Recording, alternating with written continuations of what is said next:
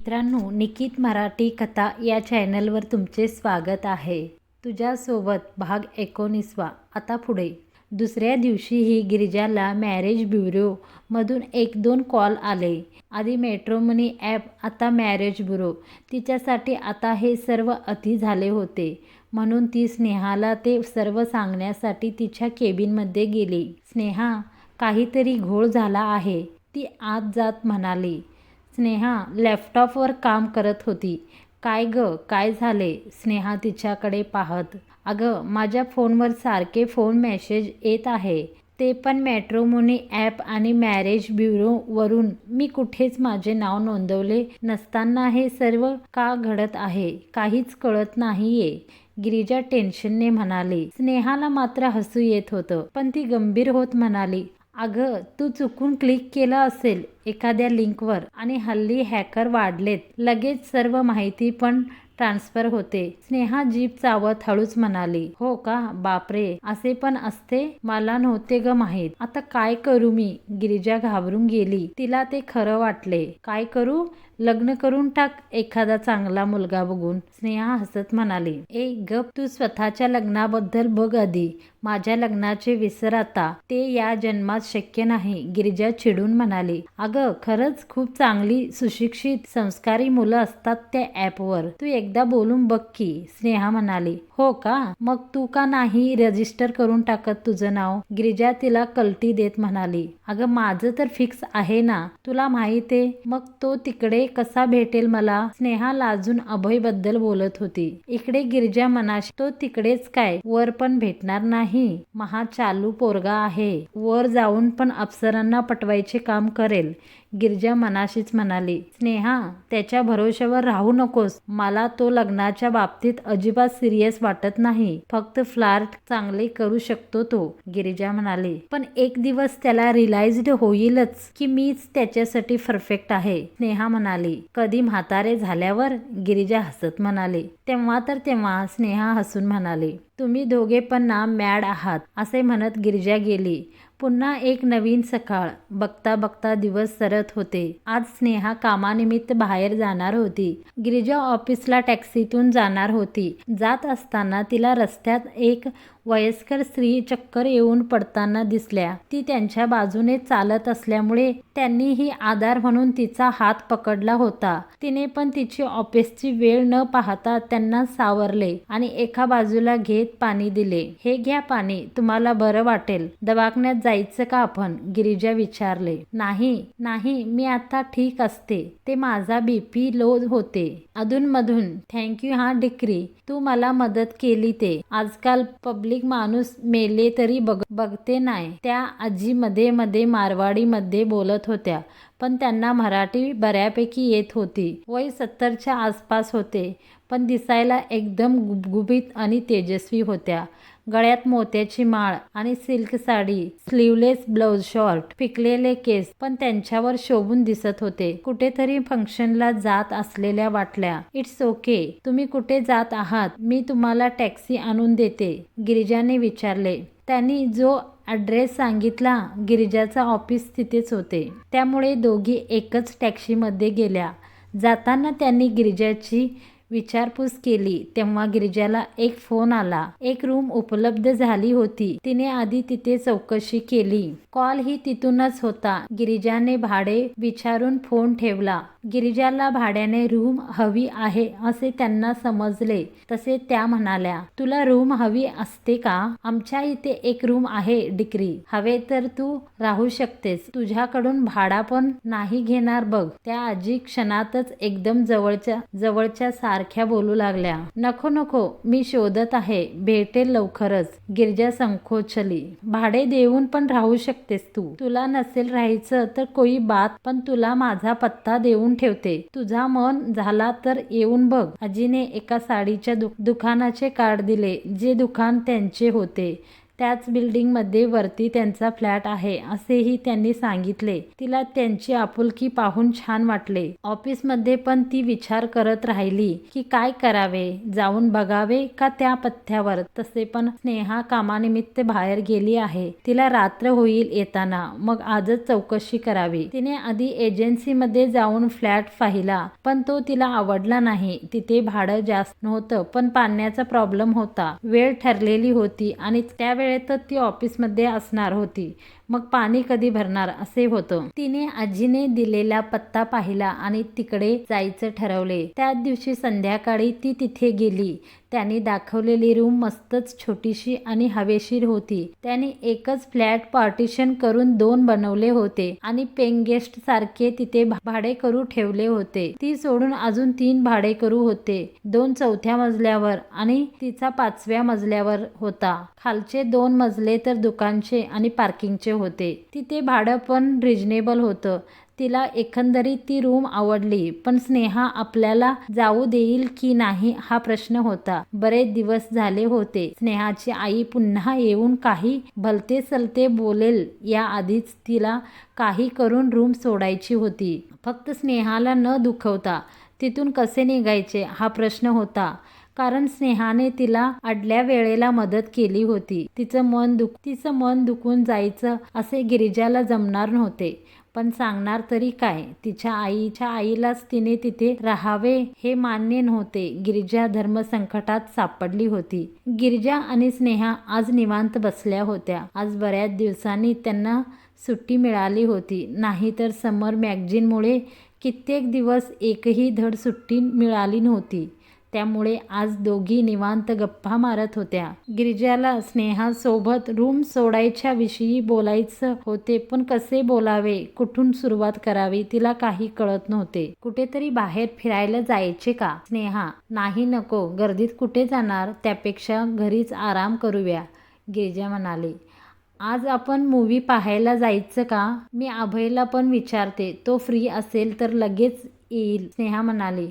नाही नको, त्याला कशाला बोलवायचं उगाच, गिरिजा म्हणाली. तुम्हा दोघांचे तर अजिबात कुठल्याच बाबतीत एकमत नाही होऊ शकत का ग? स्नेहा म्हणाली. दोघेही जेवत असताना दारावरची बेल वाजली.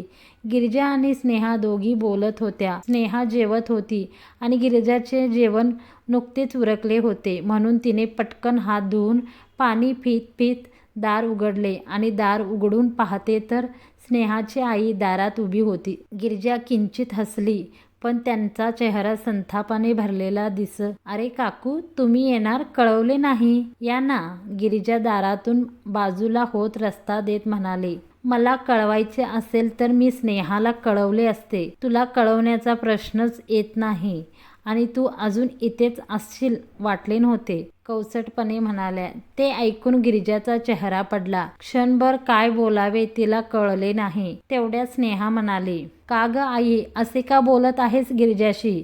आधी आत तर ये, काय झाले आहे? स्नेहा तिचं जेवण आटपत म्हणाली. तू तर काही बोलूच नकोस. तुझं नक्की काय चालले काही कळेल का मला? स्नेहाच्या आईने आत येत तिला जाब विचारला. आई, तू आधी शांत हो ग. काय आल्या आल्या एवढी चिडली आहेस? स्नेहाचे जेवण उरकले होते त्यामुळे ती ताट उचलून किचनमध्ये जात म्हणाली. तसे तिची आईही तिच्या मागोमाग किचनमध्ये. चिडू नको तर काय करू? राजेश्वरराव यांच्या मुलाचे स्थळ का नाकारले तू? तेही परस्पर. त्या मुलाला फोन केलास, आम्हाला काहीही पूर्व कल्पना न देता आणि न पाहताच डायरेक्ट लग्नाला नकार कळवून पण मोकळी झालीस. आम्हाला सांगण्याची किंवा कळवण्याची तसलीही घेतली नाहीस तू. आम्हाला काही अधिकार नाही का मध्ये बोलायचा? की मेलो आहोत आम्ही? आई रागाने म्हणाली. अगं आई, काहीही काय? काल रात्रीच तर माझे त्याच्याशी बोलणे झाले. मी तुला सांगणारच होते पण त्याआधीच तुला कळले, स्नेहा पाणी पीत म्हणाली. कधी सांगणार होतीस तू? आम्ही तिकडे लग्नाची तयारी केल्यावर? आम्ही किती आशा लावून वाट पाहत होतो. माहितीये, निदान पाहण्याचा कार्यक्रम तरी होऊ द्यायचा होतास ना. आईने रुद्र अवतार धारण केला होता, पण मला त्याच्याशी लग्न करायचे नव्हते. मग का उगाच पाहण्याचा कार्यक्रम करण्यात वेळ घालवायचा, म्हणून आधीच नकार कळवला. तसे पण मी तुम्हा सर्वांना नको म्हटले असती तरीही तुम्ही मला फोर्स केला असते आणि पाहण्याचा कार्यक्रम करूनही शेवट माझा नकार राहिलाच असता, स्नेहा ही उद्धटपणे म्हणाली. त्यावर तिची आई अजूनच चिडली. पण का? काय कमी होते त्याच्यात? फोटो पाहिला नाहीस का? तो मुलगाच नाही तर त्याच्या घरचे लोक पण लाखात एक होते. त्यांच्या समोर तू आम्हाला तोंडावर पाडलेस. तुझे बाबा पण किती नाराज झाले आहेत. का अशी वागली तू? कशासाठी? बोल ना. आई चिडून. कारण तो गावाकडे राहतो. मी यापूर्वीही सांगितले होते की मला गावाकडचे स्थळ पाहू नका, तरीही काय गरज होती? आजकाल लोक गावाकडून इकडे मुंबई पुण्यात येतात नोकरीसाठी आणि मी इकडून तिकडे खेड्यात जाऊ? मग एवढे शिकून माझं काय उपयोग? तिकडे माझ्या करिअरला स्कोप नाही आहे आई. स्नेहा पण चिडून म्हणाली. अगं त्याचं गाव कुठेही असो, पण मुलगा चांगला शिकलेला होता. तो पण आज ना उद्या पुण्यात येणारच होता नोकरीसाठी. आमचे त्याबद्दलही बोलणे झाले होते, पण तू मला काहीही न कळवता डायरेक्ट त्याला फोन करून नकार कळवला. याचा काय अर्थ समजायचा आम्ही? आम्हाला तुझे बरे वाईट कळत नाही असे वाटते का तुला? आई म्हणाल्या. अगं पण आई, मला अजून वेळ हवा आहे. मी इतक्यात लग्नाचा विचार करू शकत नाही. पुन्हा पुन्हा नको ती स्थळे पाहू नकोस. मला जेव्हा लग्न करायचं असेल मी स्वतःच मुलासोबत तुमच्या समोर हजर राहीन. स्नेहा तिच्या आईचे बोलणे अतिशय लाईटली घेत म्हणाली. पण गिरिजा मात्र घाबरली होती. स्नेहा आणि आईचे किचनमध्ये वाद सुरू होता. गिरिजा पण दाराजवळ उभी राहून पाहत होती. तिला मध्ये पडायचे नव्हते, म्हणून ती त्या दोघींची शांत होण्याची वाट पाहत होती. काय मुलासोबत हजर राहशील आणि तुझे बाबा आणि मी ते मान्य करू? काय बडबडत आहेस तू? तुला तरी कळत आहे ना? ती इकडे राहून राहून तुझी बुद्धी भ्रष्ट झाली आहे.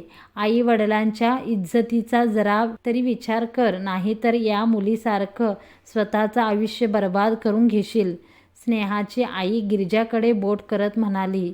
अगं आई, तिला का मध्ये घेतेस? स्नेहा संतापून म्हणाली. नाही तर काय, या अशा कर्मदरिद्री मुली तुझ्या मैत्रिणी, ज्यांना स्वतःचा संसार नीट सांभाळता नाही आलं आणि दुसऱ्यांचं पण चांगले व्हावे असे वाटत नाही, हिच्यासोबत राहिलीस ना, आयुष्यात कधीच लग्न नाही होणार तुझं. स्नेहाची आई रागाच्या भरात गिरिजाला वाटेल ते बोलत सुटली होती. आई, तू गिरिजाला असे बोलायला नको होते. ती माझी किती जवळची मैत्रीण आहे, तुला माहीत आहे ना? स्नेहा आत गंभीर होत म्हणाली. हो, चांगलेच माहीत आहे ती कशी आहे ते. अशा जवळच्या वाटणाऱ्या मैत्रिणीच आपले आयुष्य कधी खराब करतात आपल्याला कळत नाही. तूच बघ ना, ही तर स्वतःच्या नवऱ्याला आणि पोरीला सोडून इथे राहते. त्यावरूनच तिचे लक्षण दिसतात. स्नेहाच्या आईचे ते धारदार शब्द गिरिजाच्या मनात अगदी खोलवर रुतले आणि ती रडतच तिथून निघून गेली. बघितले, खरं बोलले तर कसे झोंबले तिला. स्नेहाची आई तरी पण बोलतच होती. बस कर आई, तू जेवढे बोललीस तेवढे पुरे. आता प्लीज पुन्हा तिला काही बोलू नकोस. तिच्याबद्दल असे काही मी नाही सहन करू शकत. स्नेहा ही चिडून तिथून निघून गेली. ती रूम मध्ये गेली तेव्हा गिरिजा तिची बॅग भरत होती. स्नेहाने जात तिचा हात धरला. काय करतेस गिरिजा? स्नेहा म्हणाली. तेच जे आधी करायला हवे होते.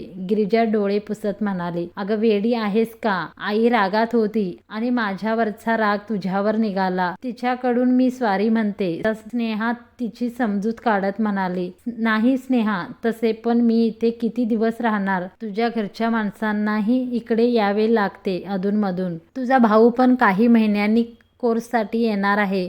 तसे पण मी एक रूम पाहिली आहे. आज ना उद्या मलाही रूम सोडावी लागणारच होती. गिरिजा शांतपणे म्हणाली.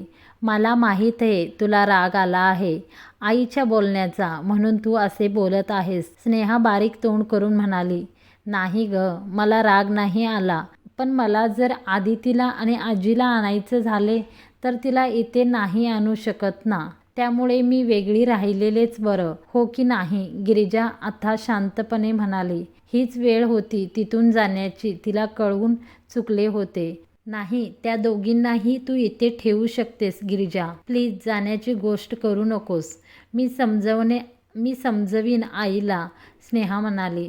स्नेहा आणि गिरिजामध्ये बरेचसे बोलणे झाल्यावर फायनली गिरिजा रूम सोडण्याचं फिक्स झाले. स्नेहाने गिरिजाला जास्त अडवले नाही, कारण तिला माहीत होते तिची आई पुन्हा गिरिजाला वाईट बोलू शकते. त्यापेक्षा तिने तिथून गेलेलेच बरे. स्नेहाची आई स्नेहावर रागावून आणि वाद संध्याकाळी पुन्हा गावी निघून गेली. स्नेहाने तिच्या आईला खूप समजवले, पण त्यांचा एकच हट्ट होता की तिने काही करून लग्नाला तयार व्हावे. स्नेहा ही हट्टी होती.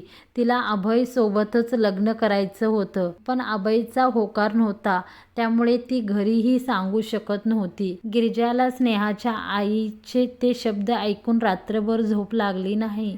ती आतून पुन्हा खचली होती, पण आत्ता तिने काही झाले तरी रडायचे नाही असे ठरवले होते आणि एकटीने दुसरीकडे राहायचे, बस एवढेच आता तिच्या मनात. दुसऱ्याच दिवशी गिरिजाने तिचं तोडकं मोडकं सामान शिफ्टिंगसाठी पॅक केलं आणि एक कॅब बुक केली. जो फ्लॅट तिने पसंत केला होता त्या मारवाडी वयस्कर स्त्रीकडे, तिथेच ती आता शिफ्ट झाली होती. गिरिजा आणि स्नेहा तिथे गेल्यावर त्या आजीने फेऱ्या मारून डिक्री काही लागेल तर मला सांग असे हजारदा तरी सांगितले. भारी आहे की तुझी घर मालकीण. मी पण इथे शिफ्ट होऊ का? स्नेहा म्हणाली. तू इथे कधी पण येऊ शकतेस. शिफ्टच व्हायला हवे असे काही नाही, गिरिजा म्हणाली. रूम बऱ्यापैकी होती. लहान हॉल, किचन, 2च खोल्या व एक मस्त हवेशीर गॅलरी आणि मार्केट जवळही होते. भाडे तिला परवडेल इतके होते. बाकी खर्चाचं कसं मेळ बसवायचा तो पुढचा प्रश्न होता. किचनमध्ये लागतील अशी आवश्यक भांडी आणि किराणा स्नेहा आणि गिरिजा घेऊन आल्या. खूप दिलासा वाटत होता. एवढे दिवस डोक्यावर काहीतरी ओझे असल्याप्रमाणे ती जगत होती. थोडा वेळ इकडे तिकडे बोलून स्नेहा पुन्हा म्हणाली. तू अजून नाराज आहेस का? अगं, जे झाले ते डोक्यातून काढून टाक. मी म्हटले ना, आई तशीच आहे. रागात असली की काहीही बडबडते, डोकं फिरवते. तू मनावर नको घेऊ, निशा म्हणाली. अगं, काकूंचं मी का मनावर घेऊ? त्या काही चुकीचं नाही म्हणाल्या. आज ना उद्या मला ती रूम सोडायचीच होती, पण तू लग्नाच्या बाबतीत लवकर निर्णय घ्यावा असे मला वाटते, गिरिजा तिला समजावत म्हणाली. आता तू पण माझ्या लग्नाचा पाटा सुरू नको करूस. जेवूया, स्नेहा म्हणाली. दोघींचे जेवण उरकले. तिला शिफ्टिंगसाठी मदत करून स्नेहा त्या दिवशी तर तिथेच राहिली आणि दुसऱ्या दिवशी दोघी तिथूनच ऑफिसला गेल्या. अभयचा ऑफिसला काहीच पत्ता नव्हता. आउट ऑफ स्टेट गेला होता. त्यामुळे स्नेहाला त्याच्याशी जे बोलायचं होते ते बोलण्यासाठी ती वाट पाहत होती. यावेळी ती त्याला सिरियसली विचारणार होती. 2 दिवस सामान लावण्यात, वस्तू आणण्यात पटकन निघून गेले. किरकोळ सामान लगेच ठेवून आवराआवर झाली. जेव्हा सर्व काही आवरले होते, ती मात्र पुन्हा विखरली जात होती. काय करणार होती ती एकटीच त्या घरात? एकटीचा तो संसार कसा खुलवणार होती ती? तिच्या मुलीला तिथे आणूनही तिला वेळ देऊ शकणार होती का ती? तिच्याकडे फक्त प्रश्न उरले होते. सर्व उत्तरे घेऊन मन कुठेतरी दूर पळून गेले होते. ती FM किंवा मोबाईलमध्ये जुनी गाणी लावे आणि तिच्या ड्रेस डिझायनिंगचे काममध्ये वेळ घालवत असे. स्नेहा ऑफिसमध्ये भेटायची. तिच्यावरही कामाचा तितकाच ताण होता. दोघीही आपापल्या आयुष्यात बिझी झाल्या होत्या. फॅशन डिझायनिंग, फॅशन मॅगझिनचं काम जोरात सुरू होते. अभय पण शूटसाठी बाहेर गेला होता. गिरिजाला काही ड्रेस डिझाईन करताना फारच रात्र झाली होती. ते ड्रेस अर्जंट होते म्हणून ती आणि तिच्यासोबत काम करणाऱ्या 2 कलिंग रात्री 9 पर्यंत काम करत होत्या. त्यातल्या एकीची तब्येत ठीक नसल्यामुळे गिरिजाने तिला जाऊ दिले. तिच्यासोबत असलेली निशा ही तिथे नवीन आणि शिकाऊ होती. गिरिजा आणि तिची बऱ्यापैकी ओळख झाली होती. दोघीही ड्रेस तयार करून निघाल्या, पण निशा दुसऱ्या रूटने जाणार होती. आणि गिरिजा दुसऱ्या. बाहेर आल्यावर गिरिजाला जाणवले की खरंच तिला खूप उशीर झाला आहे आणि आता तर तिला तिच्या नव्या घरी म्हणजे तिच्या रूमवर जायचे होते, जे ती जवळपास विसरलीच होती. स्नेहा 1-2 दिवस सोबत होती म्हणून तिला काही वेगळे जाणवले नाही, पण आत्ता तिला चांगलेच जाणवले होते. मित्रांनो, आजचा भाग तुम्हाला कसा वाटला कमेंट करून नक्की कळवा आणि आमच्या ह्या व्हिडिओला जरूर लाईक करा. तुम्ही पहिल्यांदा आला असाल आमच्या चॅनलवर तर आमच्या चॅनलला सबस्क्राईब करून समोरचे बेल आयकॉन प्रेस करून ऑलवर सिलेक्ट करा आणि असेच रोज रोज नवीन कथा मालिका तुम्ही ऐकत राहू शकता. धन्यवाद मंडळी.